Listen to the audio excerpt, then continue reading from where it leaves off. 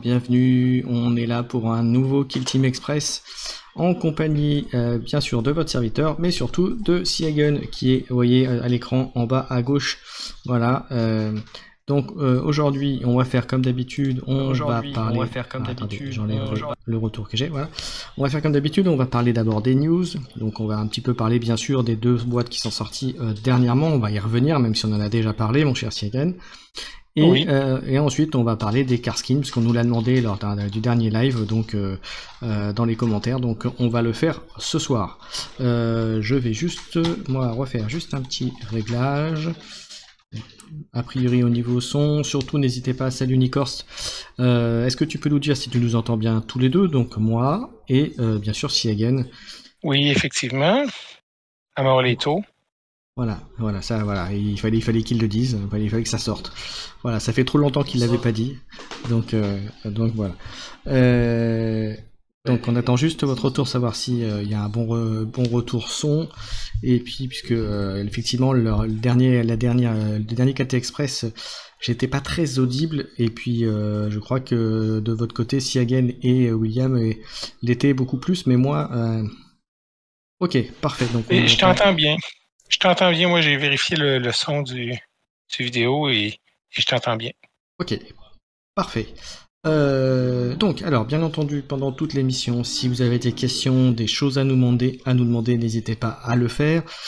Bien sûr, si vous êtes dans l'émission aussi, n'hésitez pas à, bien sûr, follow, abonner, enfin, tout la totale, comme d'habitude. Mais bon, de toute façon, mon cher Siagen refera un petit live tout à l'heure en fin d'émission pour vous le rappeler. Et puis voilà, donc on va commencer tranquillement mon cher Siagen, on va parler côté news, on va aller le plus récent, on va parler de la boîte Ashes of Fate, donc cendre de la foi si on pourrait dire. La foi. Si on pourrait traduire en français. Donc à l'intérieur de la boîte, il y avait une campagne narrative. Alors pour l'instant j'ai pas encore récupéré ma boîte donc je peux pas trop en parler. En revanche, il y avait les deux kill teams. Moi, je pourrais pas en parler parce que je l'ai pas eu. Je la cherche. Oui, mais mon magasin n'a pas reçu sa commande. Games a cancellé sa commande. Voilà, et apparemment, t'es pas le seul. Il y a pas mal de monde qui l'avait commandé et qui l'ont pas eu non plus au final. Hein, donc si effectivement, si vous en voyez qui traînent, allez-y, jetez-vous dessus. Voilà, il y a de la demande. Donc à l'intérieur, il y avait la campagne narrative et puis il y avait les deux kill teams. Il y avait la kill team Inquisition. Alors pour être franc avec vous, à voir, il faudra voir, mais on va se mettre des nœuds au cerveau pour les jouer, ça c'est sûr. Mais c'est une kill team. Oui, la boîte elle est très rare, oui, ça je suis d'accord avec toi. Mais la kill team, à mon avis, va être bien, mais il faudra beaucoup d'expérience et de maîtrise pour arriver à la jouer, ça c'est sûr. Et à l'inverse, la deuxième kill team qui est le culte du chaos, là pour le coup est une kill team qui est assez facile à jouer, enfin assez facile, forte, mais relativement facile à jouer, même s'il y a des petites astuces de compréhension, de positionnement surtout à saisir pour la jouer. Alors je l'ai affronté avec quelqu'un qui avait récupéré qui avait déjà des mutants, donc il pouvait faire la kill team. Donc on l'a déjà testé avec et contre mes Votan, contre mes Earthskin Salvagers.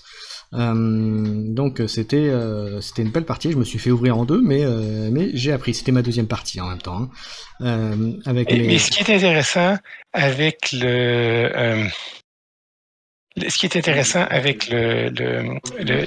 mutants, c'est le fait qu'on peut les upgrader, c'est un peu l'équipe Pokémon. Voilà. Alors ils ont, on va dire, ils ont des gros avantages et puis aussi ils ont des gros défauts. Alors sachant que ça reste une kill team qui à mon sens va être très forte et qui va probablement à mon sens va se faire nerfer assez vite. Pourquoi elle est très forte? Elle est très forte parce que à tous les tours vous allez pouvoir transformer un de vos hommes, hein, c'est la force même de l'équipe, de pouvoir upgrader entre guillemets un de vos sbires entre guillemets, un de vos figurines en mutant ou de mutant à je sais plus comment ça s'appelle l'autre, le dernier, moi je vais appeler ça horreur, mais je sais plus comment ça s'appelle ça, enfin en démon quoi entre guillemets, pour aller au deuxième stade. Ces figurines là sont déjà, plus on avance, plus elles sont fortes. Souffle mage, frère. Et surtout, à chaque fois que ça bascule d'une forme à l'autre, elle se soigne aussi un petit peu. Donc c'est ça aussi qui la rend aussi très forte. En revanche, le défaut de ces figurines-là, c'est que plus on avance dans les degrés de transformation, moins elles sont efficaces sur les objectifs de mission. En revanche, ça n'empêche pas de contester des zones de mission, donc c'est là où ça reste très fort. Donc si c'est clairement, en gros, clairement la team, c'est un peu comme les Killer Posts, hein. Si vous avancez droit devant, et vous tapez sur tout ce qui bouge, et vous allez au corps à corps, et vous éliminez ce qui se passe. Voilà. Elle a un défaut, c'est qu'il faut souvent perdre un tour à, je dirais pas faire grand chose, mais en tout cas à avancer et en tout cas se mettre en position pour éviter de se faire allumer tous ces petits sbires. Parce que le premier stade, donc qui est le troufion, on va dire, hein, il se fait éliminer très facilement. Voilà. En revanche, dès qu'on est passé sur le mutant ou sur la version démon, hein, excusez-moi, j'ai plus le nom exact. C'est non, j'ai pas le papier à côté moi. Ils sont déjà un peu plus coriaces à éliminer. Voilà. D'une part par les points de vie, et puis d'autre part parce qu'en plus ils ont des stratégies deploy qui font aussi qu'ils peuvent faire comme les commandos orques, faire juste scratch, ce qui fait qu'ils éliminent un critique et ils le passent en toucher normal. Donc ça là aussi c'est très très fort. Voilà. Donc ça il faut le savoir. Donc ils ont pas mal de petits tricks pour tenir, pour gagner du temps, et du coup plus on avance dans la partie, plus ils sont forts. Donc c'est aussi, il y a une notion aussi un peu de rouleau compresseur. Parce qu'on a cette impression de rouler dessus, et au final eh ben, ils sont quand même encore très forts et encore plus présents dans la partie. Donc voilà. En revanche, moi j'ai pu voir qu'avec mes nains, j'en faisais de la chair à pâté. Enfin, en tir. Voilà. Mais sauf qu'une fois qu'ils sont corps à corps, c'est un peu fini. Voilà. Ça ressemble à être une tendance et une partie de design que Games est en train de travailler les équipes de corps à corps. Si on regarde les Beastmen, si on regarde ça, exactement. Exactement. Et clairement une équipe de corps à corps bourrine, un peu comme les Felgor, avec une optique un peu différente. Mais c'est pareil, voilà, le Chaos Cult, comme les Felgor, vont une équipe qui va probablement être très jouée. Mais ceci dit, ça se fait contrer. C'est vous tombez sur des légionnaires, vous tombez sur des commandos. Les commandos orques, par exemple, sont un très bon contre à la fois au Felgor et à la fois au Chaos Cult. Pourquoi ? Eh bien parce que ils peuvent tirer, ils sont bons corps à corps, et ils ont des points de vie. Donc à partir de là, et ils sont populeux. Enfin, quand je dis populeux, c'est plus de 7-8 figurines. Donc, en plus que les commandos ont gagné une figurine du fait qu'ils peuvent prendre la squig et le gobelin. Ouais, c'est ça, exactement. Donc voilà, donc au final, le Chaos Cult, une kill team très intéressante, que je peux vous conseiller si vous avez envie de la jouer, de la tester, elle vaut le coup. Encore faut-il la récupérer. Voilà, ça c'est encore un autre problème. Mais bon, ceci dit, les Chaos Cult, si vous cherchez un peu avec des procis, vous pouvez les faire assez facilement. Mais bon. Et même là, les figurines sont disponibles dans la boîte, la dernière boîte du chaos qui est sortie, avec l'espèce de monstre mécanique. Les petits cultistes étaient disponibles dans Blackstone Fortress. Et étaient disponibles tout seul. Moi, je sais, j'en ai ramassé quelques-uns sur le marché secondaire à l'époque. Et les cultistes, les figurines sont disponibles. La question est de savoir les règles. Est-ce qu'ils vont être dans l'annuel? Les règles narratives, je ne sais pas s'ils vont les ressortir. Ça serait dommage qu'ils ne les ressortent pas. Mais je pense que les cultistes, c'est pas un problème. Pour ce qui est de l'Inquisition, le proxy avec des figurines games ne sera pas un problème. La seule chose qui me déçoit, moi, c'est que c'est à savoir les règles, les cartes. Ça semble être quelque chose qui est bien structuré, qui est bien ficelé dans le narratif. Et c'est dommage que quelque chose qui tentait d'explorer un autre aspect de Kill Team ait si peu a été si peu produit et ne sera pas reproduit. Ces games-là, ils disent qu'ils ne le reproduiront et qu'ils n'en feront pas d'autres batchs de production. Ils ont dit ça de plusieurs choses et à la fin, 1 ou 2 ans plus tard, ils l'ont refait comme Curse City, des choses comme ça. Mais moi, je trouve que c'est dommage où on s'en allait dans une optique d'explorer peut-être quelque chose d'autre pour Kill Team. Oui, parce que Kill Team, comme on l'a dit la dernière fois, c'est vraiment axé sur le compétitif. Et là, on aurait pu voir qu'est-ce que Kill Team aurait pu faire sur le narratif. Et je suis certain qu'il y a plusieurs joueurs qui auraient été intéressés par la boîte, ne serait-ce que pour la faction Inquisition et pour le fait que c'est narratif, c'est-à-dire que tu peux jouer avec un copain et tu n'as pas l'impression de refaire tout le temps la même mission sur les Critical Ops ou des choses comme ça. Tu as l'impression que tu racontes une histoire. Ouais, on verra bien. De toute façon, je pense qu'il y a de grandes chances que quand je l'ai reçu, je ferai une vidéo sur la partie narrative, un peu de manière plus détaillée en tout cas sur ce que ça comprend. Et alors d'ailleurs, je rebondis à Nikors, il dit qu'ils n'ont toujours pas sorti le livre Supplice et Justice alors qu'ils ont sorti les décors narratifs. C'est ma foi bien vrai. Mais après, puis en général, le délai, c'est toujours 3 mois en général. Hein. Quand ils annoncent une sortie liée à une boîte, c'est généralement 3-4 mois pour que ça arrive. Hein. Mais aussi, il ne faut pas que tu oublies que, Nicolas, que je viens de regarder mon livre, c'est pour ça que je regarde à côté, je regardais mon livre de Shadow Vault. Les livres sont imprimés en Chine. Ouais. Les figurines sont faites en Angleterre. Alors, et les décors sont aussi faits en Chine. Alors, il m'a semblé lire un article comme quoi ils allaient revenir dessus pour essayer de faire imprimer ça en Europe après. Hein. Oui, mais pour l'instant, il ne faut pas oublier qu'un livre, là, c'est un lead time, c'est un délai de production de 12 mois, c'est-à-dire que tu le finis et ça te prend 6 mois à l'obtenir. Et après ça, c'est donc, regarde, comme là, la 10e édition, ça a commencé après la sortie de la 3e édition d'AOS. Et là, ils commencent à travailler sur la 4e édition d'AOS. C'est comme ça que ça fonctionne dans les livres et dans les vagues de livres. Là. Le livre que vous avez présentement, qu'on va avoir présentement dans Ashes of Fate, ça a été conçu avant qu'on tombe dans le Gallow Dark. C'est clair. Alors, ou à la même époque. Donc, ça va prendre du temps un peu. Peut-être, ayez de la patience, ces games. Écoutez, moi, je viens de Blood Bowl, où pendant des années, il y a eu des figurines qui n'étaient pas disponibles, qui se vendaient à 75 € sur le marché secondaire sur eBay. Et tout d'un coup, elles sont disponibles. Oui. Donc. Tu te fous de ma gueule ou... Donc, alors attendez, excusez-moi, 30 secondes. Hop, c'est bon. Non, c'est bon. Alors, donc reprenons. Donc ouais, il y avait un spammer, il faut que tu s'occupes d'un spammer là. Oui. Donc sur les boîtes, on est en train de parler des boîtes. Moi j'étais, ouais, ok. Je sais plus de quoi te parler, mon cher. Ça y est, j'ai perdu le fil. Je sais plus. Écoutez, là, j'ai vu moi passer quelques tournois.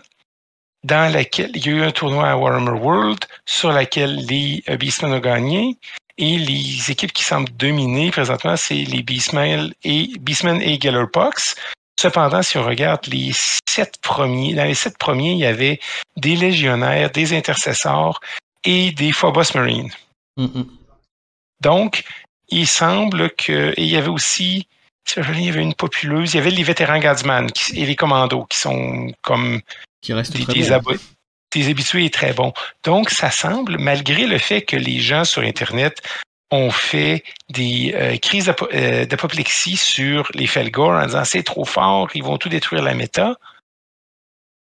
Ça dépend, là. Ça dépend et on voit qu'il n'y a pas 4 gars qui sont arrivés avec des Felgor et qui ont gagné les 4 premières places. Oui, c'est clair. Alors, après, ce qu'on voit aussi sur les tournois, c'est mine de rien, toutes ces nouvelles kill teams ont bien chamboulé aussi la méta, et qu'il n'y a pas de grosses équipes qui soient ultra performantes surtout. Donc ça, c'est plutôt bien.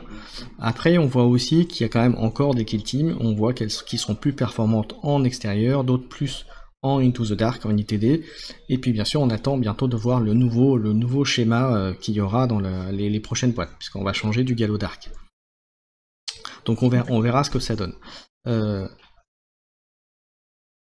suffit pas d'avoir une équipe forte, il faut savoir la jouer. Je suis bien d'accord et je suis en train de l'apprendre avec mes Votan, mon cher Nikorst. Voilà. Que je m'éclate à les jouer, mais c'est encore dur. Voilà, je les ai joués 2 fois, j'ai pris deux défaites. Mais ça commence à venir, ça commence à venir. Écoute, moi, Nicolas, je jouais en première édition les Space Marines du Chaos, qui était vraiment une des pires équipes, et j'ai réussi à faire avant qu'il y ait les Berserkers, et j'ai réussi à faire des belles performances.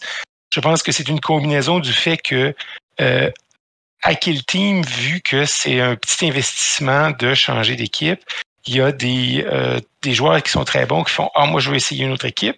J'ai tout passé avec mes Harlequins, avec mes Veterans Guardsmen. Je veux jouer à quelque chose d'autre. » Et là, ils tombent sur la première équipe qui est la plus cool. Et aussi, les gens connaissent pas les trucs parce que les Harlequins sont toujours aussi forts qu'ils ont toujours été.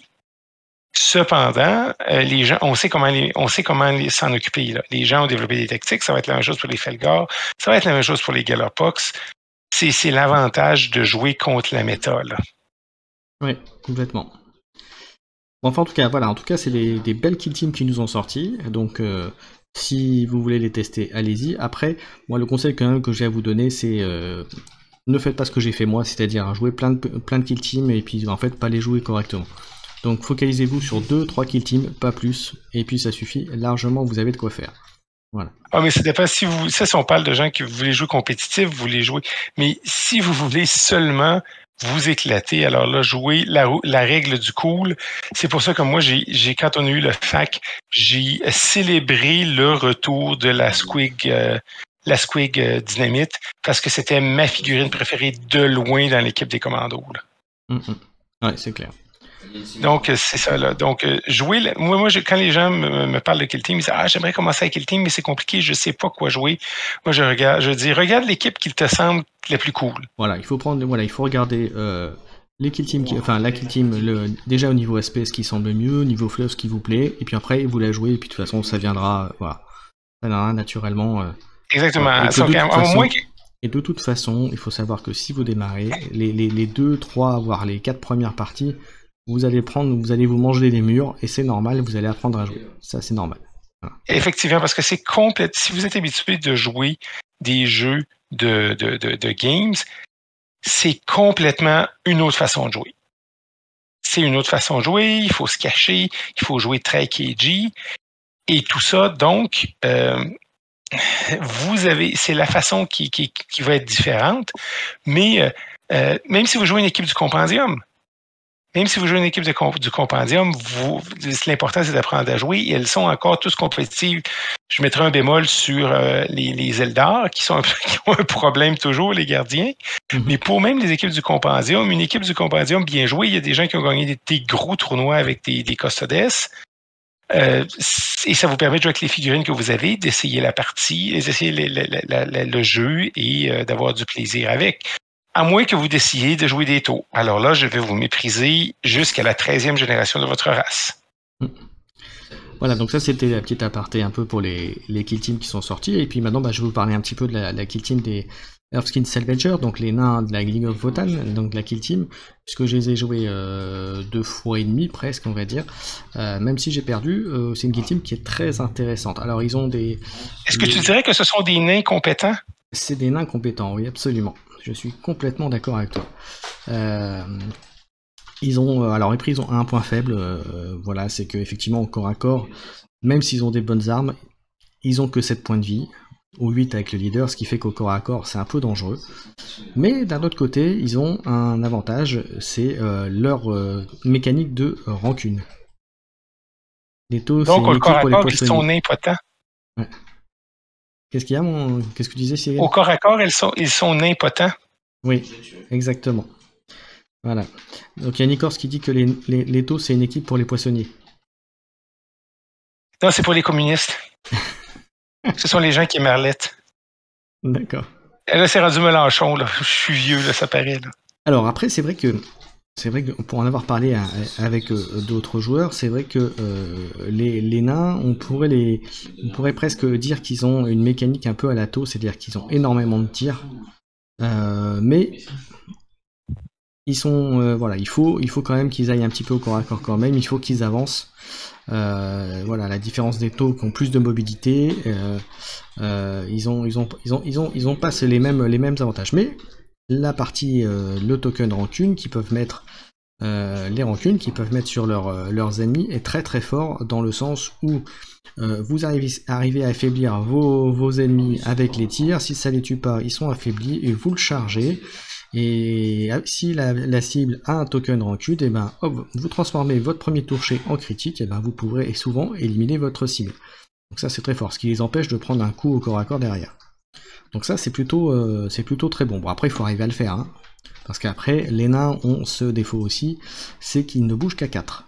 Voilà. Ils ne bougent pas à 6, ils bougent à 4. C'est le gros défaut de la kill team. Mais c'est du nain. Voilà, c'est normal, ils ont des petites jambes. Hein, mon cher Siegen. Exactement. Après, ils ont les rancunes, ils ont le fait de pouvoir faire des actions gratuites comme combattre ou tirer. Donc ça c'est bien, si vous avez l'optique de faire justement un déplacement, une charge, etc. Ça peut vous permettre de vous faire un tir.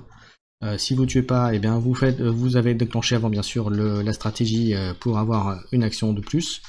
Vous faites un tir, vous faites une charge, vous faites un combat, voilà. Ou alors, si vous avez tué votre cible, vous faites un mouvement, vous faites l'action de mission s'il y avait besoin, et ben voilà, vous avez fait déjà un objectif de la mission, et ça c'est très bon. Donc voilà, il y a des petites combos comme ça qui sont pas mal. Et l'autre chose qu'il faut savoir aussi avec les Salvagers, c'est que ils sont assez gourmands en points de combat. Donc il faut savoir les utiliser avec intelligence, voilà, notamment la stratégie qui fait que vous ciblez un point de la carte, et dans un rayon de, je crois que c'est 3 pouces autour du jeton, de l'objectif, je crois que c'est sur l'objectif, ce qui est au 3 autour de l'objectif aura un token rancune supplémentaire. Donc ça c'est très très fort, dans l'optique de pouvoir vous cibler notamment un objectif qui peut être visible, qui est pas camouflé, enfin qui est vraiment qui sera facilement visible pour vous. Du coup, si votre adversaire il met ces figurines là, dire c'est cadeau, hein, c'est vous tirez dessus, vous transformez une touche en critique et boum, vous êtes sûr de faire très très mal. Et j'en rejoins après derrière, c'est que les profils d'armes, il y a beaucoup qui ont des dommages importants en critique, et c'est là d'autant plus que justement les jetons rancune ont un intérêt. Et j'en reviens encore à une chose supplémentaire, c'est que comme ils touchent souvent sur du 4+, et bien du coup ça rentabilise aussi le tir et leurs actions derrière. Et ça fiabilise, et donc du coup ça donne une puissance de feu qui est quand même assez très très forte. Et du propre aveu là de mon adversaire quand il jouait Felgor et moi Votann, il s'attendait pas à ce que j'ai une puissance de feu aussi forte. Voilà. Bon, j'ai quand même perdu, hein, mais s'attendait pas à ce que les Votann soient capables de faire aussi mal. Non, voilà. C'est vrai que tu as des mécanismes comme les Mark Light pour les taux, ça ressemble à être leur façon d'être voilà. D'être leur façon de compenser pour le cadre de skill balistique. Et l'autre aussi intérêt, c'est qu'il faut savoir que les jetons rancune, il n'y a pas de limite. Donc là, moi j'ai eu notamment, il y a une figurine qui avait 2 tokens rancune, donc je vais rentrer dedans avec 2 touches, et 2 touches qui sont passées en critique. Donc voilà. Bon, après, ça nécessite souvent de perdre une figurine avant, mais généralement, une fois que les tokens rancune commencent à arriver, ça s'enchaîne et ça peut faire très très mal. Voilà. Donc il faut savoir les jouer. Mais ce qui est sûr, c'est qu'en général, le premier tour avec les nains, vous allez avancer ou très peu, pas beaucoup. Et par contre, dès le deuxième tour, il faut avancer à tous les coups pour aller prendre des objectifs, ça c'est sûr. Voilà. Et voilà pour les... Ah si, je peux rajouter un élément, ils ont deux tactiques de jeu, vous savez, il y a reconnaissance et sécurité, dans les deux qui peuvent jouer. Les deux sont intéressants, mais de ce que j'ai pu voir, le sécurité sera plus facilement scorable que l'autre. Voilà. Mais avec les nouvelles missions Critical Ops, le pack de cartes, et j'ai vu aussi que les missions avaient été changées. Oui, les missions sont changées et ça rend plus difficile parce que du coup, il y a forcément, et là c'est valable d'ailleurs pour beaucoup de kill team, il y a forcément une voire deux possibilités de missions qui vont être plus compliquées. Et c'est là où l'intérêt, c'est justement de bien connaître sa kill team et bien connaître la kill team adverse, parce que justement comme maintenant on peut choisir les trois objectifs secondaires que vous voulez prendre, et là du coup c'est très important de savoir Ça, parce que là, pour le coup, il faut vraiment bien les choisir. Et savoir ceux que vous allez pouvoir scorer par rapport à l'équipe qui est en face. Voilà. Et c'est quand même relativement difficile. Et là, pour le coup, le fait d'avoir zappé le coup de j'en pioche 2, j'en garde une, etc., pour en avoir 3, c'était quand même très aléatoire, tandis que là, on choisit vraiment ce qu'on veut faire. Donc ça, c'est vraiment... c'est encore une tactique supplémentaire. Tactique de jeu supplémentaire. Mais c'est pas mal. Voilà ce que j'avais à dire. Ça balance mieux parce qu'il y a moins de tactiques qui sont plus aléatoires, comme à l'époque où c'était un chasseur de tête où tu nommais quelqu'un et il y a plus de... Il semble plus équilibré les tactiques, donc c'est pas comme à l'époque au début de la méta où sécurité était vraiment ce qui battait tout, là.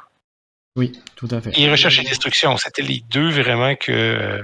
Voilà, mais là clairement, vous voyez, pour les nains, sécurité et reconnaissance, ça se joue à pas grand chose, hein, mais c'est souvent, voilà, ça dépendra. Je pense qu'il y a des kill teams, si je tombe sur une kill team concrètement qui tire bien à distance, je pense que je prendrais plutôt reconnaissance, vous voyez, plutôt que sécurité. Mais voilà, après ça dépendra vraiment des kill teams qui sont en face, voilà, des choix, voilà. En tout cas, pour l'instant, j'ai testé les deux et à mon sens, c'est plus sécurité, mais je pense que c'est surtout à voir par rapport à la kill team qui est en face. Et c'est efficace, sécurité effectivement, parce que reconnaissance, avec le 2 de mouvement des nains, ça rend ça plus compliqué d'aller placer tes figurines ou de sortir une figurine du plateau ou des choses comme ça. C'est ça, alors, ça oblige à avancer plus vite. Donc c'est pour ça, c'est voilà. Enfin en tout cas être plus agressif dans le mouvement. Et ça, je suis pas sûr que les nains soient capables de faire ça, ou en tout cas pas dans l'environnement actuel. Voilà. Surtout si, comme tu disais tout à l'heure, ils ont plutôt tendance à nous sortir des kill teams corps à corps. Là, pour le coup, avancer, c'est pas bon. Trop avancer, c'est pas bon. Quoique, il y a des kill teams comme les commandos qui vont toujours être assez efficaces avec reconnaissance, à raison du fait qu'ils peuvent sacrifier une ou deux figurines pour aller faire la mission de reconnaissance et que c'est pas... ça les dérange pas, ça leur fait pas perdre leur mission. Mais effectivement, pour les nains, c'est un bon choix parce que de leur avoir donné recherche et destruction les aurait rendus trop forts. Ouais. Parce que tuer, ils peuvent le faire. Là. Donc, ça force à penser. Là. Très bien. Bah écoute, voilà, on a parlé pas mal de... Alors les deux c'était en open et même en Noctarius, exactement, les positions que j'avais sur les deux parties. Pas tout à fait les mêmes dispositions, mais c'était de Noctarius. Mais bon après, comme je dis, c'est pas plus mal, hein, ça permet d'apprendre à les jouer. En ITD, effectivement, contre des types purement corps à corps, je pense que les nains ils risquent d'avoir assez mal. Ou en tout cas, il faut les positionner différemment de ce que j'avais fait là sur ITD, mais c'est ça. Je pense que les nains sont plus efficaces parce que c'est une team de tir c'est plus efficace en extérieur qu'en ITD, ça c'est clair. À mon sens. Maintenant je peux me tromper, hein. Mais bon, vu les points de vie, ça me paraît compliqué. Après, ils ont 7 points de vie? Ouais, ils ont 7 points de vie. Ouais. Après, j'avoue aussi que j'ai fait une erreur sur mon montage de kill team, c'est pour ça qu'il faut que je récupère des nains en plus, pour avoir tous les profils. Il faut que je me refasse un mitrailleur supplémentaire. En fait, il me faut le canon rotatif que j'ai pas fait. Et il faut que je prenne... il faut que je me fasse un grenadier, même si le grenadier, finalement, le grenadier nain est le plus mauvais des grenadiers. De toutes les kill teams existantes. On pourra l'occasion d'en reparler. Alors, si, je peux vous en dire en deux mots. Pourquoi? Eh bien, tout simplement parce que la grenade, elle tape, vous ne pouvez pas l'envoyer à 6, mais à 4, je crois, de mémoire. Ou enfin, en tout cas, elle a un effet réduit, ce qui fait que c'est pas intéressant. Voilà. Donc c'est le plus mauvais. Après ça dépend. Hein. Si vous êtes sur une team populeuse, le grenadier sera toujours utile, hein, on est d'accord. Mais il est moins intéressant que les autres. Voilà, et puis l'autre que j'ai pas fait, c'est le... alors j'ai plus le nom parce qu'ils ont tous des noms à la con. Oui, c'est bien des nains, hein. Ouais, c'est ça. Ouais, c'est celui qui empêche le couvert. Voilà. Enfin, qui annule un couvert. Donc celui-là, je l'ai pas monté, mais elle est trop lourde pour leur petite main. C'est exactement ça. Nicorst. Voilà, c'est celui-là que j'ai pas fait. Donc je regrette parce que là pour le coup, contre les, alors pas contre les Felgor, mais contre le chaos, les cultistes, ça m'aurait bien servi de pouvoir enlever les couverts pour les mitrailler un peu plus facilement. Mais bon, c'est voilà. Je préférais faire la mule, voilà. Mais c'est pas grave, je les aurai à terme de toute façon. Donc je joue avec la kill team que j'ai montée actuellement, mais elle est pas forcément optimale dans tous les cas de figure. Mais c'est pas grave, j'apprends à jouer avec elle, c'est le principal. Voilà, si vous avez des questions, hein, comme je dis, n'hésitez pas à le mettre dans le chat. On va commencer à parler des car skins, puisque c'était la kill team qu'on allait analyser. Alors, a priori, c'est moi qui vais faire l'analyse, mon cher Siagen, tu feras les commentaires. Alors, je vais le faire apparaître. Du coup, ça doit être celle-là, voilà. Alors je me sers du site Wahapedia que je vous recommande si jamais vous n'aviez pas les kill teams. Si vous voulez faire une idée de ce que peut être la kill team avant même de l'acheter par exemple, hein, vous pouvez aller voir ça. Et alors j'en profite, je vais le faire maintenant parce qu'après je vais oublier. Si jamais vous avez des kill teams que vous souhaiteriez acheter, obtenir, n'hésitez pas à aller faire un tour chez la boutique partenaire qui est MaxiRev, parce que c'est une bonne partie de ce que je peux faire, c'est un peu grâce à lui, et puis si je peux jouer au Votan, à prendre les Votan, c'est grâce à lui. Que j'ai pu obtenir la boîte Gallo Dark. Donc n'hésitez pas, et si vous dites que vous venez de la part de la chaîne, vous pourrez avoir 10%, alors hors précommande, mais sur les produits déjà sortis, ça peut toujours être bon à prendre, comme on dit. Voilà, donc ça c'est fait. L'instant pub étant terminé, on va passer sur les car skins, mon cher Siagen. Alors, je vais aller dessus. Alors, qu'est-ce qu'on peut dire déjà sur les car skins? Alors, c'est typiquement une kill team type impérial. Quand je dis impérial, c'est Imperium, puisque c'est 10 figurines, un leader et 9 profils. Des profils qu'on verra qui sont globalement assez classiques pour de l'impérial. Hein, je sais pas ce que t'en penses déjà comme ça à première vue, mon cher Siagen. Oui, c'est le classique 4 gunners avec les options. Si on regarde l'équipe du compendium, ça se ressemble beaucoup. Voilà. Alors la capacité ensuite spécifique à la kill team, c'est la notion de élite. Alors on vous explique, en fait vous commencez avec un pool, enfin un démarre de 10 points, et qu'à chaque fois que vous faites une action de combat ou de tir, vous pouvez décider de dépenser, d'ajuster un de vos dés d'un nombre de points équivalent au nombre de points que vous allez dépenser, et donc du coup vous le réduisez de vos 10 points. Concrètement, si vous faites un 1 sur un dé, vous dites bah, vous voulez faire un 4, et bien ça vous coûtera 3 points parmi les 10 que vous avez pour le modifier de 1 à 4. Donc ça peut donc être utile aussi par exemple pour un critique. Vous êtes à 3, vous voulez avoir un 6, vous passez d'un 3 à un 6 et puis c'est fait. Après, c'est exactement. Un changement qui est arrivé aussi dans le fac, c'est que vous en gagnez 2 par phase de stratégie.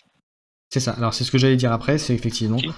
C'est qu'effectivement, après vous en gagnez à chaque phase de stratégie, vous rajoutez 2 à votre pool. Donc ce qui est plutôt très très bon. Ensuite, alors je vais le faire dans l'ordre hein, du Wahapedia. Oui. Je vais prendre les ploys stratégiques. Alors pour vous avez le pattern d'élimination, donc qui vous fait que jusqu'à la fin du tournant, quand vous faites une attaque de tir, en excluant le profil de sniper, vous pouvez cibler une cible qui n'est pas couverte, et votre arme gagne la règle P1 critique. Et c'est le hotshot, c'est seulement pour les hotshot weapons. Ouais, c'est ça, c'est que pour les armes qui peuvent, entre guillemets, se mettre en surchauffe. Voilà, comme ça, je charge les termes. Oui, mais ça se trouve seulement à être les las guns, et pour le sergent, son pistolet ou le las gun, ça ne couvre pas le plasma, les bolts, les armes de vos mitrailleurs. C'est seulement pour vos trophions normaux. Voilà, donc ça, c'est la première chose. Donc ça peut être pas mal. Après P1, effectivement, ça peut augmenter la chance d'avoir un critique. À voir. on verra Et ça tout à AP1, l'heure. ce que ça permet, c'est que ça vous donne AP1 si vous avez un critique. Donc, la combinaison avec le point élite, c'est un peu comme le stratagème des Phobos. Ça vous permet de craquer les kill teams avec beaucoup d'armure. C'est là où l'intérêt, c'est justement d'utiliser les élites pour optimiser cette stratégie, ce ploy. Ensuite, le deuxième, c'est Safeguard.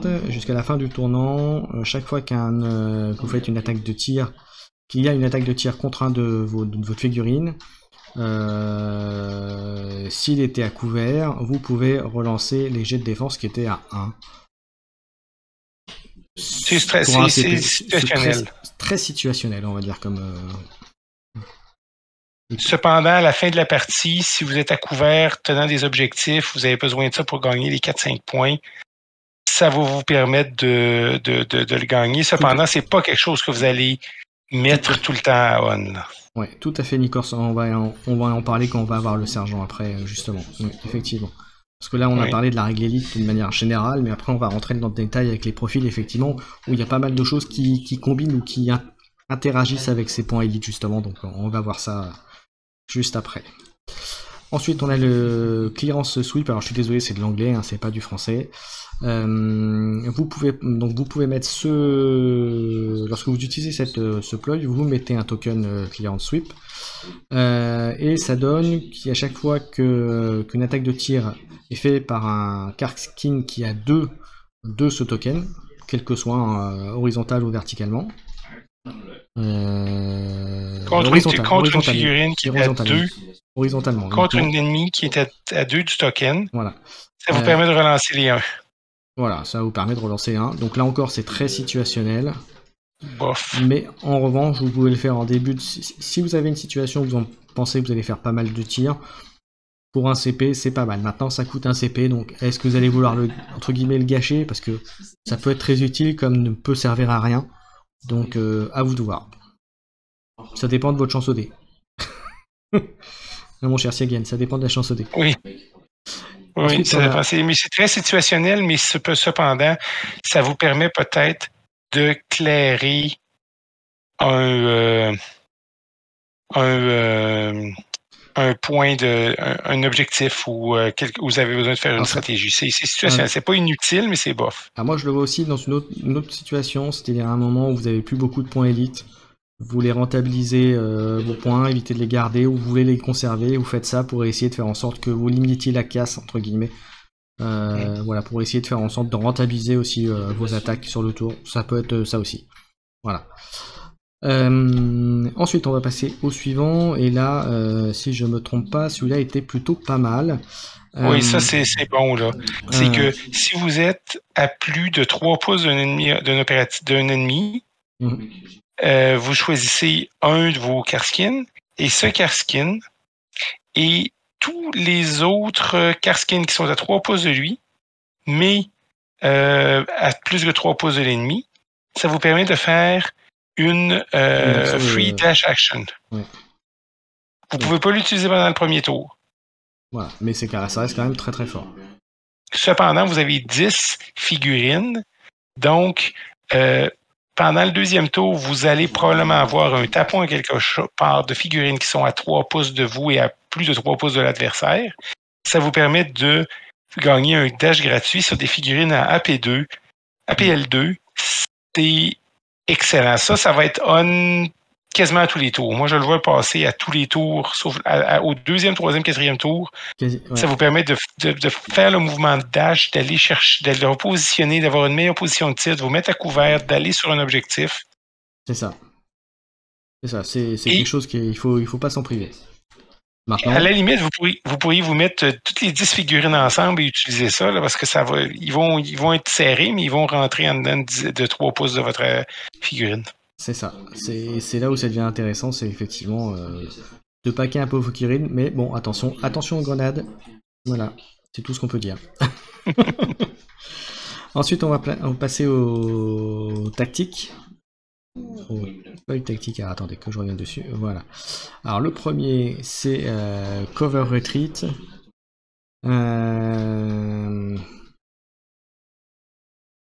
Jusqu'à la fin de l'activation, vous prenez jusqu'à la fin de l'activation, si cet opératif est à 6 pouces et visible d'un Karskin en combat corps à corps, il peut faire un fallback gratuit.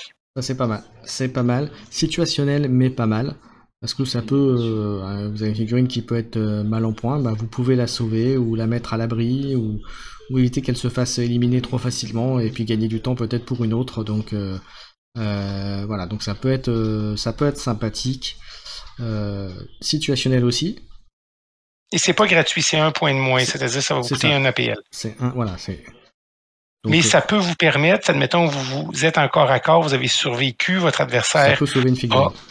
A 2 points de vie, vous reculez cette figurine-là, et quand ça va être l'activation de cette figurine-là, il tire sur l'adversaire et l'adversaire meurt. Donc, comme je disais, c'est situationnel, parce que, comme disait Kikord, parce que de toute façon, même si les figurines ont 9 à 8 points de vie, ça les fera pas habituellement, ils survivront pas à un round de combat contre un adversaire. C'est ça. C'est un peu comme les nains. Oui, parce que toi, c'est des nains potents. C'est ça. Ensuite, on a un Neutralist Target pour un CP. Quand vous faites un jet d'attaque, si la cible de votre attaque n'était pas en prêt et qu'il n'était pas couvert et qui était donc en ordre engagé, vous pouvez relancer les jets d'attaque de votre action de tir. Donc en gros, c'est aussi bien une figurine qui a déjà été activée entre guillemets à ce tour-là et qui n'est pas en camouflé, enfin qui n'est pas en dissimulé. Et vous pouvez relancer votre jet d'attaque, donc ce qui est plutôt très très bon. Ça, là pour le coup, c'est un truc qui est très très bon. Encore faut-il que la figurine que vous ayez choisie pour le tir fasse très bon. Mais alors là, moi, je me demande, ça, c'est quelque chose que vous avez utilisé quand vous n'allez plus avoir de points élites beaucoup, parce que les points élites vous permettent de... C'est à moins que si vous tirez seulement des 1, mais les points élites vous permettent d'aller chercher de mieux réussir vos succès que de ça qui est de relancer tous les jeux d'attaque. Ça, c'est si vous avez absolument besoin de 2 critiques, vous y allez avec ça et vous espérez avec vos points d'élite d'aller chercher, mais c'est pas quelque chose que vous mettez en on tout le temps. Oui, ça c'est clair. Ensuite, on a le size d'initiative. Ça, là pour le coup, c'est pareil, c'est à mon sens très très fort. Encore faut-il l'utiliser à bon escient. Ça vous permet pour un CP de relancer votre dé d'initiative. Et là, qui n'a pas vécu la situation où vous lancez le dé en disant il faut que j'ai l'initiative parce que j'ai telle situation dans la partie où il faut que je fasse l'action avant que mon camarade de jeu me contre ou me tue ma figurine, et ben là c'est typiquement ce qu'il vous faut. Et comme ça vous pouvez agir le premier. Et ça, c'est. Moi, je le mettrais dans bof parce que c'est seulement une relance. C'est-à-dire, vous pouvez retirer un 1. Tout bon joueur de Blood Bowl sait que les probabilités de tirer un 1 après avoir déjà tiré un 1 sont 100 fois plus élevées. C'est ça. Mais, à mon sens, ça reste quand même très fort. Ça peut être utilisé à bon escient, avec un peu de chance, et bien ça peut complètement changer la phase d'une bataille, justement parce que vous avez pris l'initiative avant votre adversaire. Cependant, si de perdre l'initiative vous pénalise tant que ça, vous avez mal joué, vous avez mal planifié votre tour. C'est ça. C'est intéressant, c'est quelque chose. Il y a des situations, effectivement, qu'au 4e tour, ça se détermine sur le jet d'initiative. Cependant, moi, je suis un peu déçu. Là. J'aurais aimé un CP pour permettre de mettre jusqu'à 2 points élites sur le jet d'initiative. Ça aurait été plus intéressant, je pense, qu'une relance. Ouais. Ensuite, on a pour Cadia, Fort Cadia pour un CP. Ça vous donne un point de dommage de plus sur le gunbot, c'est-à-dire que vous allez être à 3-4. Et après ça, vous avez un 5 plus une no pain. Ouais. Oh, c'est situationnel. Maintenant, ça peut sauver une figurine. Après, c'est intéressant. Ça, c'est quelque chose que si vous mettez votre sergent en corps à corps avec une épée, mettons une power weapon et un plasma, ou un power weapon puis un bolt pistol, et là, vous l'utilisez ça, vous planifiez ce point de CP-là à un certain moment où vous avez besoin d'aller en corps à corps Et avec le 5 plus Feel No Pain, c'est ce qui fait que c'est intéressant. Ça rend quelqu'un qui est extrêmement fragile avec 9 points de vie.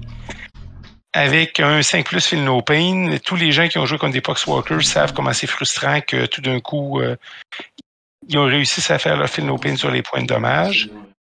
Moi, je trouve ça bon. Cependant, c'est pas quelque chose que vous allez utiliser à toutes les parties. Ouais, ça c'est clair. Est-ce que tu peux bannir le connard Pokémon, là, s'il te plaît? Là? Non, c'est un truc qu'il y a dans le truc que j'ai mis, moi, qu'il faudrait que je le laisse. Et je le laisserai. C'est un petit jeu supplémentaire pour ceux qui ont envie. Voilà, c'est un petit truc communautaire, donc voilà. Ne vous inquiétez pas, bon.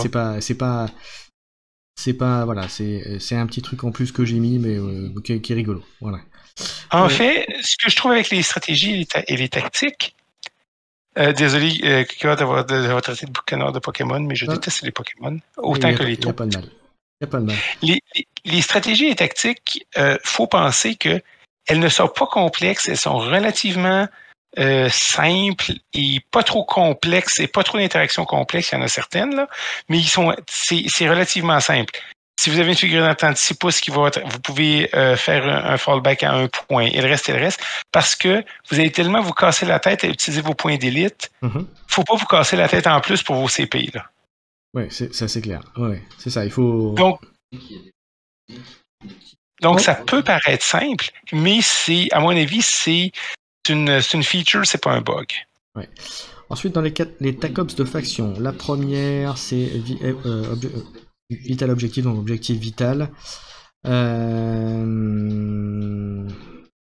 Vous sélectionnez un marqueur d'objectif que vous ne contrôlez pas et qui devient votre objectif vital jusqu'à la fin de votre prochain tour. Si à la fin d'un n'importe quel tournant vous contrôlez cet objectif vital, vous gagnez un point de victoire. Et si vous le refaites des tours d'après, vous gagnez un point de victoire supplémentaire. C'est très bon, ça vous permet de doubler sur un point d'objectif. C'est toujours très bon quand ça vous fait faire des choses que vous voulez faire de toute façon. Voilà, ça paraît être un objectif relativement facile à obtenir. Je le dis bien relativement. Hein. Voilà. Ensuite, l'affaire, c'est que c'est compensé par le fait que votre adversaire le connaît. Vous devez le montrer. Donc, choisissez bien le moment où vous le faites. Moi, je vous conseille de le faire quand vous avez commencé à nettoyer 2-3 figurines, notamment à partir du tour 2 vers le... Voilà, vous le révélez au tour 3 et vous le scorez au tour 3 et 4. Moi, c'est généralement ce que je vous dirais de faire. Maintenant, ça à vous de voir. Voilà. Maintenant, si vous voulez un peu plus de sécurité, vous le faites au tour 2, mais vous savez qu'au tour 2, en général, vous n'aurez pas forcément pris le dessus sur votre adversaire, et auquel cas, lui peut, entre guillemets, se repositionner pour vous bloquer, donc attention à ça. Ensuite, on a le Standfast. Vous pouvez le révéler à n'importe quel tournant. À la fin de n'importe quel tournant, si vous contrôlez 2 ou plus marqueurs d'objectifs, et que vous en contrôlez plus que votre ennemi, vous gagnez un point de victoire. Et si vous le faites à d'autres tours, vous gagnez un deuxième point de victoire. Enfin, je vous dis ça rapidement. Donc là aussi, si vous jouez sur une carte qui a 6 objectifs, ça peut être très intéressant aussi. Voilà, c'est... Et si je peux permettre un aparté, ils ont accès à reconnaissance, sécurité et recherche et destruction. Oui, ça c'est bien. Donc voilà. Bon, là après, clairement, vu la kill team, ça dépendra vraiment de ce que vous avez en face. Maintenant, vu comme on disait tout à l'heure, il y a beaucoup de kill team qui seront axés corps à corps, je vous déconseille rechercher Seek and Destroy. Hein. Rechercher destruction avec cette kill team, ça me paraît un peu plus compliqué. Voilà. Et ça aussi, c'est encore un objectif, c'est encore une très bonne tactique parce que vous faites quelque chose que vous voulez faire de toute façon. Ouais. Ensuite, on va avancer pour aller vite, un peu plus vite, mon cher Siegen. Secure Zone, c'est un peu plus compliqué, c'est-à-dire que vous mettez un pion d'objectif à 6 pouces de votre zone de déploiement, et s'il n'y a pas à 4 pouces de ça des adversaires pendant 2 tours, Vous gagnez des VP. Moi, je trouve que c'est Burke. Ça rajoute de la complication et 4 pouces, c'est énorme sur un terrain de kill team. D'ailleurs, souvent, si tu me permets un aparté, souvent quand on regarde un peu les nouvelles kill team, il y a souvent sur les 3 objectifs, il y en a 2 qui sont relativement faciles à faire et la 3e qui est vraiment beaucoup plus compliquée. Voilà, en général, quand on regarde bien. Quand on analyse un peu dans le détail. Donc voilà, donc là c'est clairement Secure Zone la 3e qui est la moins intéressante du lot. Bien entendu, après ça dépend aussi de ce que vous avez en face, du scénario, etc. Mais c'est vrai que, objectivement, si on s'arrête à juste ça, les 2 premiers sont plus faciles que le dernier. Ça c'est une évidence. Ensuite, bon ça c'est du narratif, on va passer. Alors, on arrive à l'équipement. À l'équipement, moi, écoutez, les grenades, c'est toujours bon. Le foregrip, pour un point d'équipement, ça vous permet de faire de l'Overwatch à 4+, au lieu de 5+. Écoutez, vous êtes 10 figurines, là. Si vous êtes rendu à faire de l'Overwatch, vous avez des problèmes, là. C'est ça. Ça peut être utile seulement dans In the Dark avec l'action de garde qui utilise Overwatch, mais honnêtement, là, à part ça, là, ouais. Après ça, le Long Range Scope est intéressant sur certaines figurines, c'est-à-dire surtout sur le sniper. C'est-à-dire que si... non, si vous pouvez le mettre, vous pouvez pas le mettre. Oui, vous pouvez le mettre sur le sniper. C'est-à-dire que ça vous permet de donner le... si vous avez un critique, vous gagnez no cover. Ouais. Donc, ça aide. C'est comme... C'est quelque chose... Ça coûte quand même... C'est 2 DP, c'est pas mal. Shot d'adrénaline, c'est très bien parce que vous le faites. C'est quoi que c'est un peu dispendieux si on compare à des choses comme ceux du culte Genestealer, pour un point, le viseur qui vous permet d'enlever vos pénalités d'APL. Ici, c'est une fois par partie, vous pouvez enlever vos pénalités d'APL.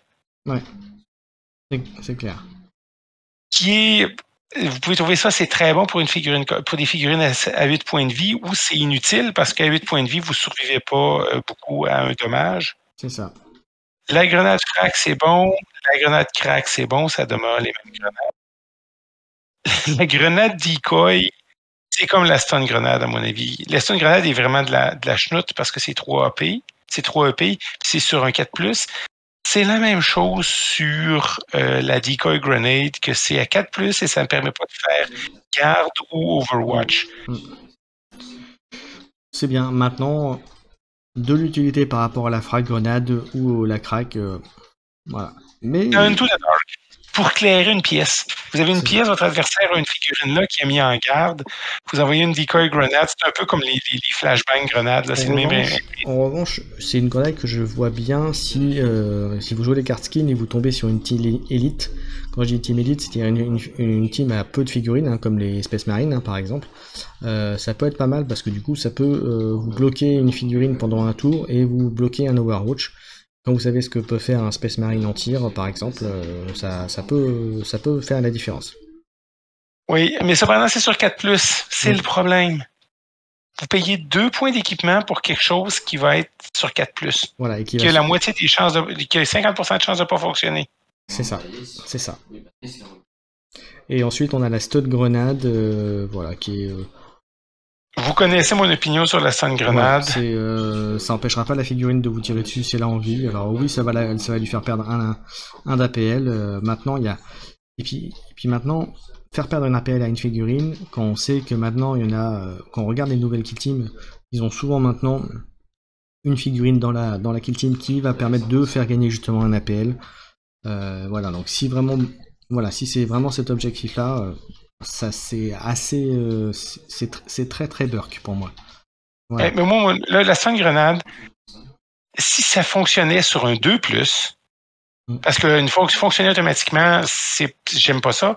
Après ça, il y a la Combat Blade qui est bien pour donner un petit peu plus de punch au corps à corps à vos figurines. C'est un point d'épée, c'est-à-dire que c'est quelque chose qui peut rester. Vous avez le choix entre ça et le shot d'adrénaline. Moi, je prends l'adrénaline, mais en fait, ça peut être toujours ça. Mais la stun grenade, son problème, c'est s'il y a quelqu'un de Games Workshop qui écoute, c'est mettez ça sur 2+, et mettez-le à 2 points d'équipement. Voilà. À ce moment-là, je ne la mets pas que c'est bon. Cependant, ça peut être une option si vous jouez contre des équipes à 2 d'APL dans certaines situations. Donc, moi, c'est ce que mettez-le à 2+. OK, sur 1, vous pouvez toujours le manquer. Mais 3 points d'équipement pour quelque chose qui a 50% de chance de fonctionner, je m'excuse. C'est pas pour moi. Ensuite, on a donc la Stun Grenade, on l'a dit. La Combat Blade. C'est bon.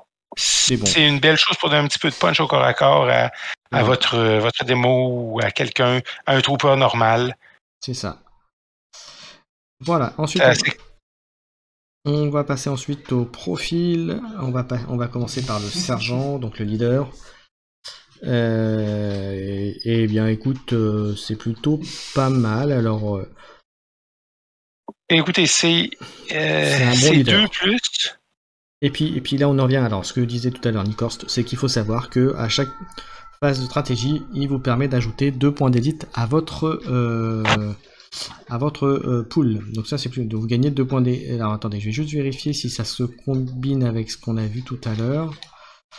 Que je dise pas de bêtises. Voilà, en fait, c'est vous gagnez en fait 4 par tour, vous en gagnez 2 parce qu'au début d'une phase stratégie, et si votre leader est encore en vie, vous gagnez 2 de plus. Donc ça fait 4 en tout par tour. Donc vous gagnez 4 points d'élite par tour. Oui, mais pour ceux qui se rappellent du bon vieux temps de la première édition de Kill Team, c'était la même chose qui se passait avec vos points de commandement, c'est-à-dire que votre sergent est un peu une batterie à points d'élite. Ouais. Donc, c'est une bonne figurine. C'est juste que le fait de la transformer en monstre de combat, en monstre de combat corps à corps, ça fonctionne pas trop parce qu'il faut le préserver. Voilà. Et c'est quand même un bon tireur si vous le mettez le hotshot, las gun, qui serait c'est un Space Marine, là. Après, ça dépend de ce que vous avez en face. J'ai envie de le profil de votre leader, ça va dépendre.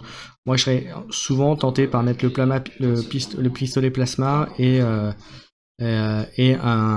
power weapon. Voilà. Mais ça n'engage que moi. Non, le pistolet plasma, tu ne peux le mettre qu'avavec la chainsword.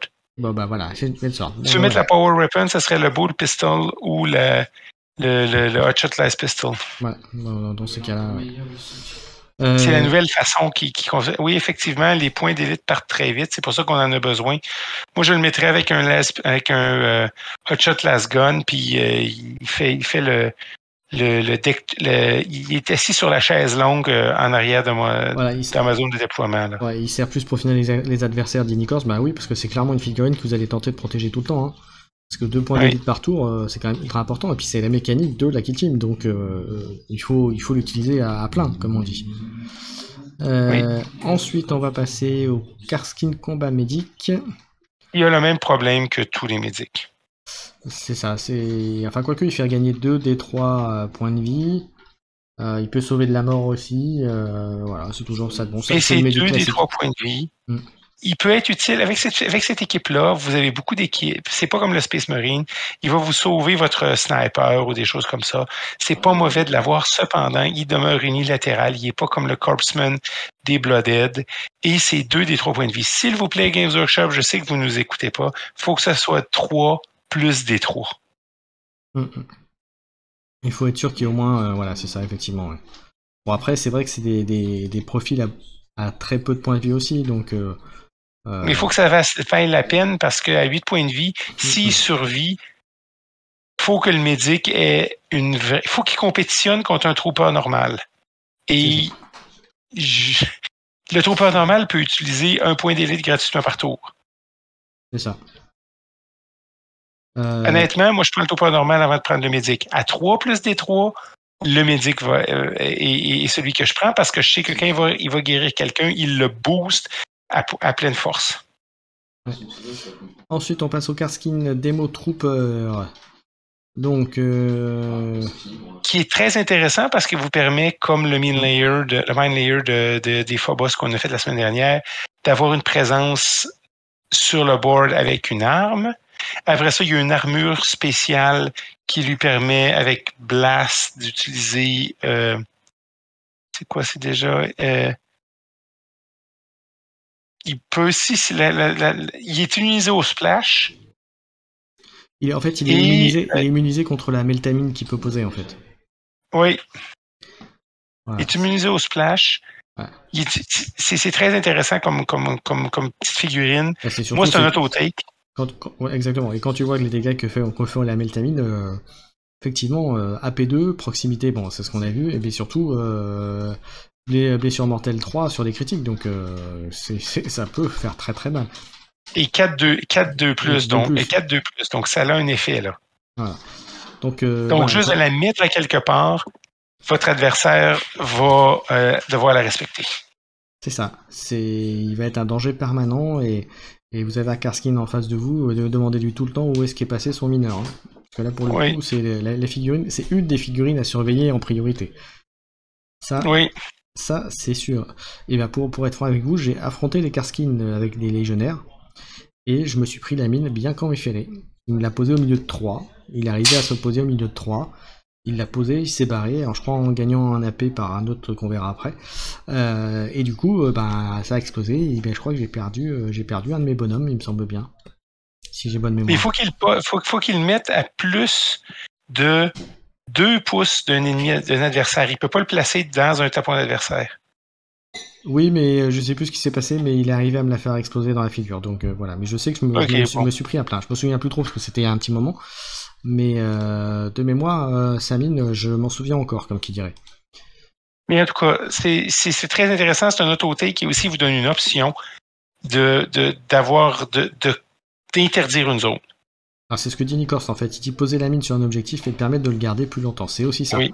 C'est aussi protéger un objectif ou en tout cas pénaliser l'adversaire à dire tiens tu veux celui-là, il faudra venir le chercher puis voilà. Mais moi, je vois quelque chose. La mine n'est pas limitée. Non. C'est-à-dire qu'il peut en poser une par tour. C'est pas once a battle. Alors, attends, je sais plus s'il y avait un truc... You can only perform this section once. OK. Ouais. Tu peux seulement le faire une fois. C'est écrit dans la 3e ligne du texte. Parce qu'habituellement, c'est écrit au début once per battle. Donc, c'est une mauvaise écriture de JV. Il peut seulement le faire une fois. Ouais, c'est déjà fort. Hein. Oh non, c'est correct, là. Moi, Allez, on passe aux gunners ensuite, aux Karskin Gunners. Les gunners, c'est des gunners impériaux. Voilà, ça. C'est bon. Rien d'extraordinaire. La question est de savoir, allez-vous prendre les 4? Alors, moi, ma réponse, c'est oui, merci. Voilà, alors, c'est juste ce que je peux vous dire, j'ai oublié de vous le dire tout à l'heure, mais sur les Votan, sur les Salvagers, il faut savoir que les armes de mitrailleurs ont très peu de défauts et portables et n'ont pas le défaut encombrant, à part une seule, ce qui fait qu'ils ont des gros trucs portatifs et ils font très très mal, les mitrailleurs Votan. Voilà. Voilà, donc le profil classique des gunners, hein. Flammer, grenade luncheon, volley gun, melta gun, plasma gun. C'est du classique qui fait mal. Oui, c'est-à-dire vous pouvez en mettre 5. Vous pouvez en avoir 5. Ouais, c'est fort, hein. C'est fort quand même. Ouais. La question, les deux qui sont des points d'interrogation sont la lance-grenade et le flamer. Ouais, il faudra voir. Après, je suis pas fan souvent des armes avec fusillade. Au jour d'aujourd'hui, j'en vois pas trop l'intérêt. Mais c'est 5D 4+, c'est 1D de plus, et c'est P1. C'est ça. C'est pas fusillade. Là. Ouais, mais fusillade, c'est bien la capacité où tu peux fractionner tes tirs, enfin t'aider sur plusieurs cibles. Mais fusillade, c'est une option que tu vas utiliser à toutes les 10 parties. C'est ça. Mais moi, ce que je vois, c'est le 5, 4+, 3, 4, P1. Ouais. Contre des Space Marines ou contre des Légionnaires, vous allez aimer ça d'avoir P1. Ouais. Ensuite, on va faire le Karskin Recon Trooper. Auto-take. C'est ça. Il vous permet de mettre une deuxième option. Il peut vous permettre de prendre 2 fois la même option de scouting au début de la partie. Et il vous permet, pour 1 point d'AP, de choisir n'importe quel ennemi. Et cet ennemi-là, si un Kasrkin lui tire dessus, il va avoir no cover et il va être considéré pas à couvert pour les règles de vision. Ouais, ça c'est très bon. C'est très très bon. Il n'y a même pas besoin de l'avoir en vision, là. Il n'y a même pas besoin de le voir. Ça commence Select one enemy operative. Choisissez une unité ennemie. C'est ça. La seule chose que vous ne pouvez pas le faire, c'est que si vous êtes engagé, vous ne pouvez pas le faire. Ouais. Mon Dieu, c'est meilleur que tous les aspects. Vous n'avez même pas besoin d'être à 3 ou 4 pouces, 10 pouces d'un de vos amis. Si vous dites, OK, ton chef là, ou ton arlequin imbécile qui est caché là avec Dominophile, il n'est pas considéré à cover. Ouais, non, c'est énorme. Ensuite, on va passer au Sharpshooter. Sharpshooter, écoutez, il y a une arme silencieuse, là. Oui.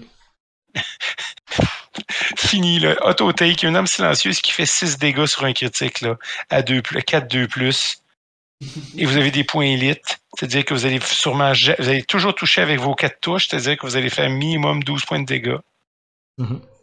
Silencieux, caché, vous avez une cape qui vous permet, si vous êtes à couvert, de garder un dé de défense de moins. C'est pas pour ça que vous le prenez. Bon, en général, de toute façon, si on vous cible, c'est que la personne qui est en face est quasi sûre de vous éliminer quand même. Il faut partir sur cette idée-là aussi. Exactement. Ce gars-là, il devrait pas être éliminable, sauf par des choses indirectes. Il est caché toute la partie.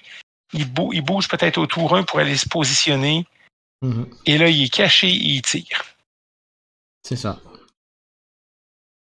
Alors, j'ai une petite question pour ceux qui sont dans le chat. Est-ce que vous avez déjà joué ou affronté les Kasrkin d'ailleurs? Pour donner votre avis un petit peu sur ce qu'on dit, parce que vous avez peut-être votre idée aussi là-dessus. Après, on continue. Et après, on est sur le Trooper classique. Le Trooper classique qui est très bon parce que il permet d'utiliser Elite une fois, gratuitement. C'est-à-dire que sinon, ça vous sauve un point d'élite. C'est ça. C'est plutôt très fort. Ça vous permet à toutes les fois que c'est sur un tir ou c'est sur un tir. Ça me permet de limiter aussi le fait que ces actions soient du 4+, pour toucher ou tirer d'ailleurs, pareil. Ça permet de limiter cet effet-là. Voilà. Enfin, cet effet-là. Oui. Le fait que c'est-à-dire que moi, là, donc vous avez quelqu'un qui a c'est-à-dire qui vous donne un point d'élite par tour, c'est-à-dire que ça vous êtes à 15 points d'élite. Donc, il compétitionne contre le médic. Et il gagne la compétition dans la plupart des cas, à mon avis. C'est ça. Et Nikos nous dit, et permet de tirer suite à un mouvement aussi.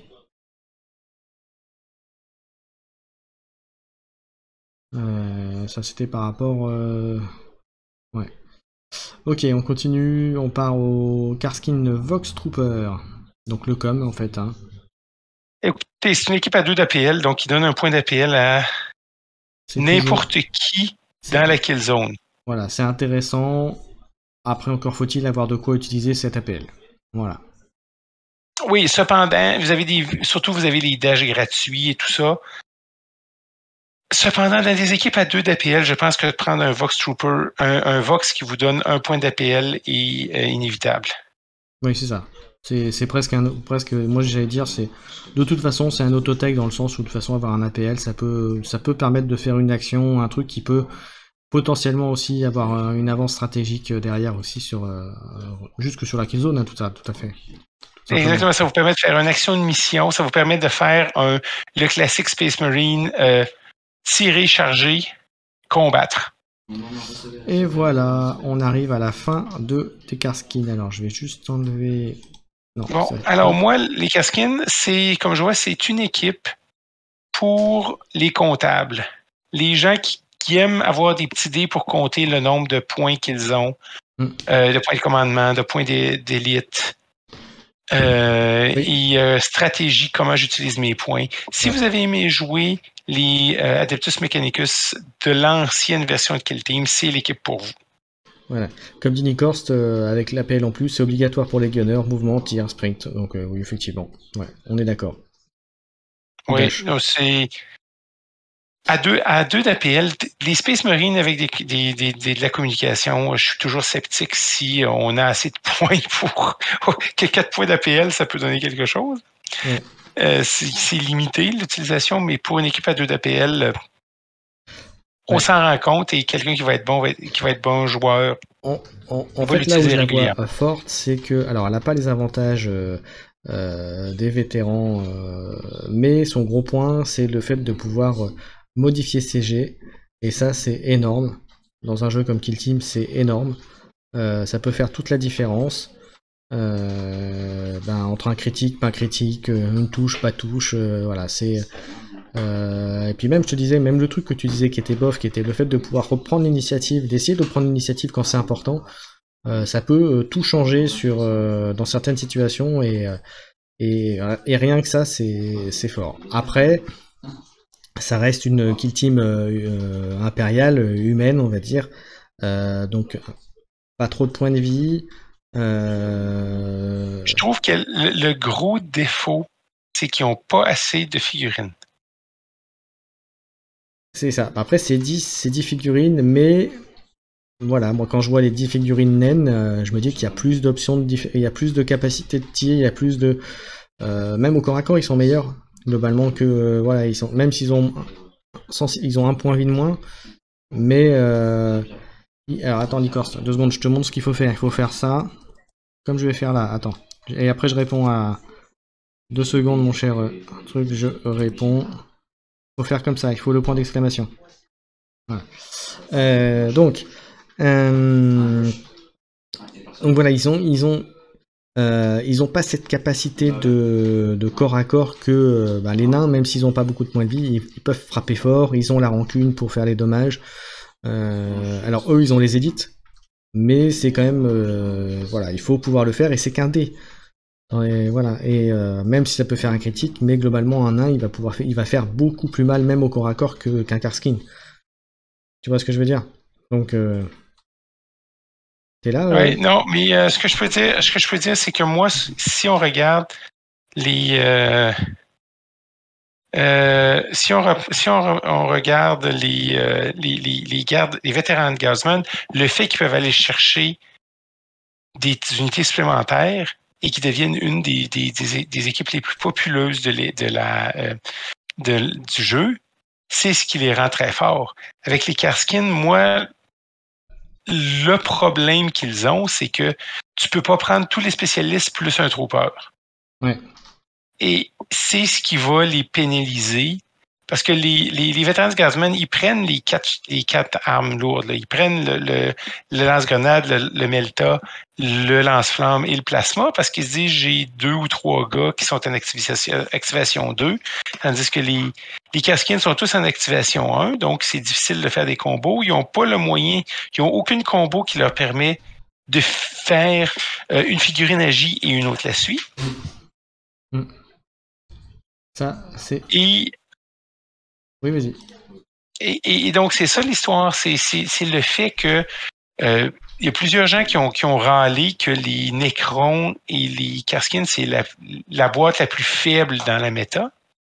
Mm-hmm. Et moi, je trouve que c'est leur faiblesse. C'est une équipe fragile qui n'a pas assez de figurines, qui a des belles options, qui veut jouer comme une équipe élite.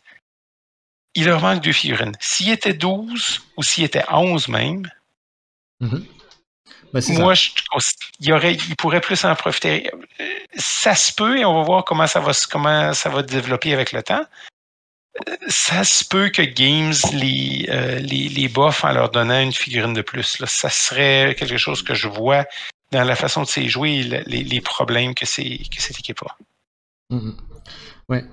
Donc on verra bien. Bon, en tout cas, une kill team qui est quand même intéressante à jouer et qui, pour l'avoir affronté... Si vous êtes un comptable, et si vous aimez garder des stats et des feuilles de trichage à côté et mettre des petits pions pour vos points que vous allez ramasser.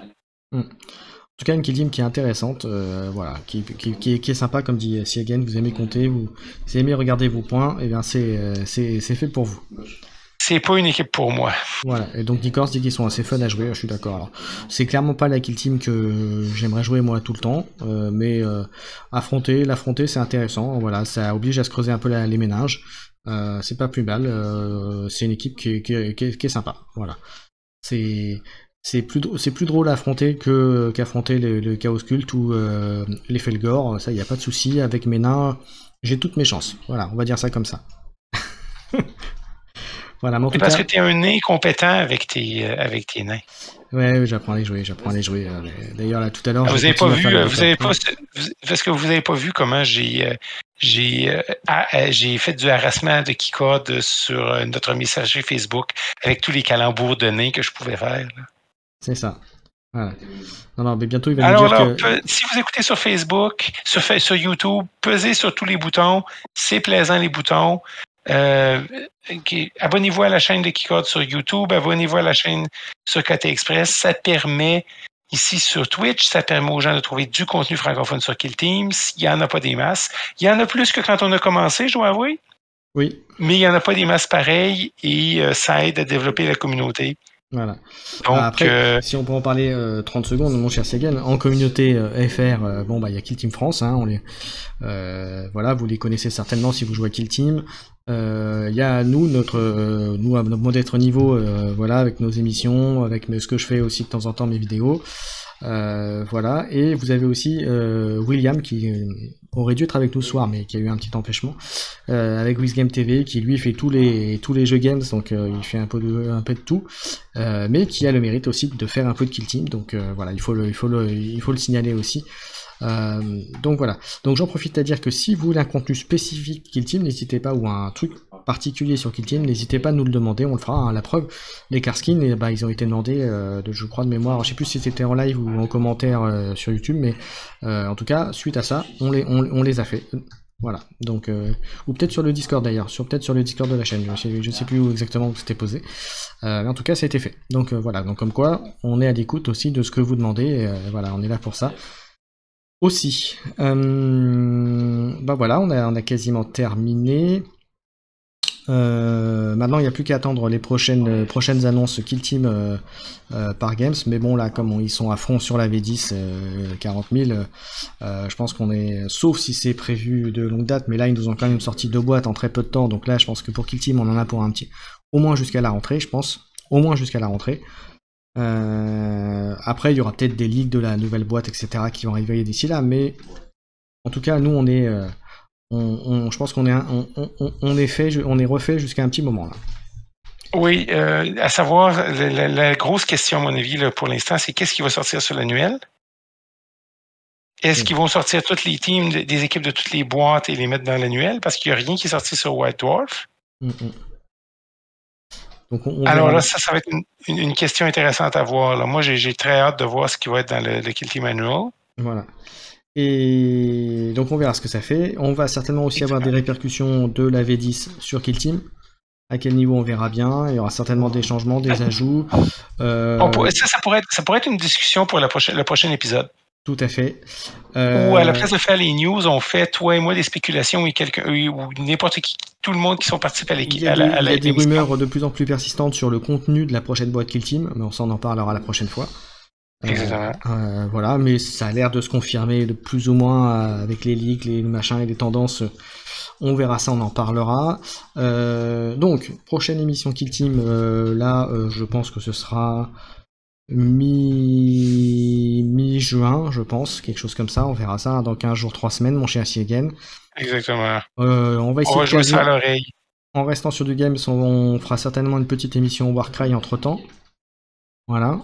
Parce que ça fait un petit moment qu'on n'en a pas fait, des Warcry Corvus, mon cher Siegen. Et puis pour ce qui est de Games, je pense que c'est à peu près tout. Sur la chaîne, demain soir, il y a le lancement de la qualification du Dice Throne avec un tournoi en ligne qui a été demandé par Lucky The Games, qui est l'éditeur français de Dice Throne. Donc qui sera fait organiser sur le Discord Dice Throne France. Donc voilà, vous verrez ça pour ceux qui Donc c'est très bien. Donc ça c'est cool pour nous. Donc ça sera demain soir le démarrage de ce tournoi officiel.